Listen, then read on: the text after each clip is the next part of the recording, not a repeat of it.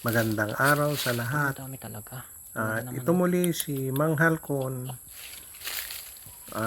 upang ibahagi sa inyo ang mga pangyayari sa Halcon Goat Farm.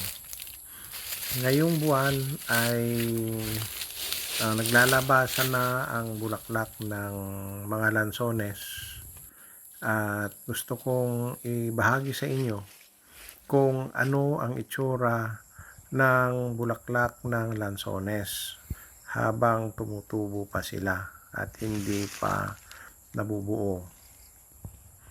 Pagmasdan nyong mabuti at sila ay pulo-pulutong, kumpul-kumpul kumbaga. At lahat ng sanga mula sa puno hanggang doon sa kaduluduluhan ng sanga ay may mga tumutubong bulaklak. At masisiguro ko na kapag hindi madaan ito ng bagyo anuman sakuna, ay napakaraming bunga ang mga lansones.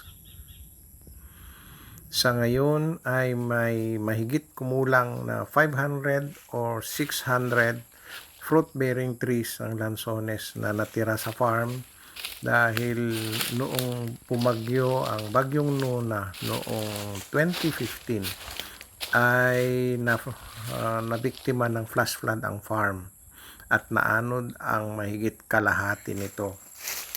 Kaya maraming salamat at marami din ang natira at makakabawi din. At sa mga kaibigang negosyante na gustong magnegosyo ng lansones ay message lang kayo kung gusto nyo at mapag-usapan natin. Open kami sa Arriendo o tinatawag na pakyaw. Maraming salamat.